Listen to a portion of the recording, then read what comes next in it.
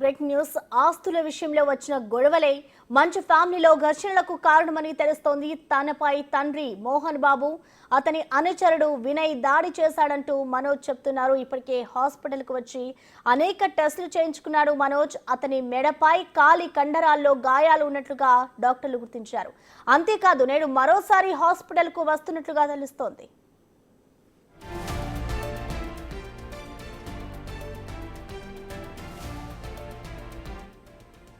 ఆదివారం ఉదయం మోహన్ బాబు, మనోజ్ ఇద్దరి నుంచి డైల్ 100 కు కాల్ రావడంతో పహాడీ షరీఫ్ పోలీసులు మోహన్ బాబు ఫామ్ హౌస్ కు వెళ్లారు. ఇరువురిని విచారించారు. ఇరువురు స్వల్పంగా గొడవ పడ్డారని, అంతర్గతంగా చర్చించుకుంటామని తెలిపారంటున్నారు పోలీసులు. గొడవపై తమకు ఎలాంటి ఫిర్యాదులు రాలేదని డీఐ జితేందర్ రెడ్డి తెలిపారు. అయితే ఇక్కడ విశేషం ఏమిటంటే మోహన్ బాబు, మనోజ్ నేరుగా మీడియా ముందుకు వచ్చి ఎలాంటి ప్రకటనలు చేయడం లేదు. కానీ తమ మధ్య సత్సంబంధాలు లేవు, గొడవలు జరిగాయని ప్రజలకు అర్థమయ్యేలా చేస్తున్నారు మనోజ్. తనపై దాడి చేశారని, ఆ దాడి వల్లే ఈ పరిస్థితి అంటూ ప్రజలకు సందేశం ఇస్తున్నారు.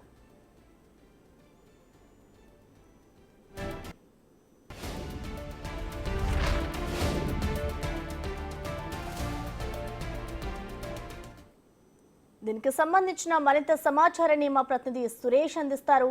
సురేష్, చెప్పండి, ఇటు మంచు ఫ్యామిలీ గొడవకి సంబంధించిన అప్డేట్స్ ఏంటి? మరోవైపు ఇటు మంచు మనోజ్ అయితే హాస్పిటల్లో ట్రీట్మెంట్ కూడా తీసుకుంటున్నారు. కానీ పోలీసులు వీళ్ళిద్దరి గొడవకి సంబంధించి మాకు ఎలాంటి కంప్లైంట్ రాలేదు అంటూ కూడా పోలీసులు వర్షన్ అయితే చెప్తున్నారు. సో మొత్తంగా ఏం జరుగుతుంది, డీటెయిల్స్ ఏంటి సురేష్?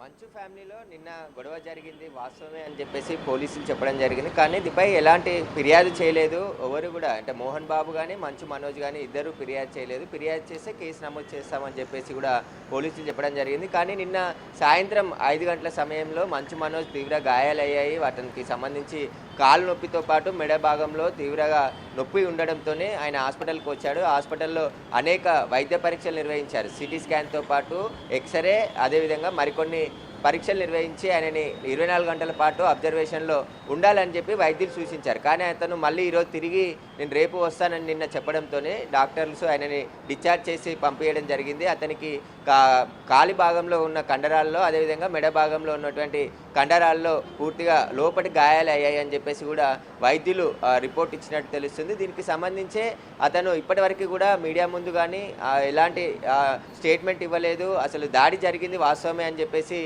పోలీసులు చెప్పారు. అటు నిన్న జైల్పల్లిలోని మోహన్ బాబు నివాసానికి వెళ్ళిన సమయంలో ఇంట్లో జరిగిన గొడవ కాబట్టి మేము చూసుకుంటామని చెప్పేసి పోలీసులకి మోహన్ బాబు చెప్పినట్టు తెలుస్తుంది. అందులో భాగంగానే పోలీసులు కేసు నమోదు చేయలేదు. కానీ ఆ ఘర్షణ ఎందుకు జరిగింది, వినయ్ అనే వ్యక్తి మనోజ్పై ఎందుకు దాడి చేయాల్సి వచ్చింది, ఒకవేళ విద్యానికేతన్కి సంబంధించిన షేర్లకు సంబంధించి గొడవ జరిగిన సందర్భంలో వినయ్ దాడి చేశారా, ఇంకా ఇతర కారణాలు ఏమైనా ఉన్నాయనే దానిపై ఇంకా మంచు మనోజ్ కానీ మోహన్ బాబు కానీ ఇప్పటివరకు స్పందించలేదు.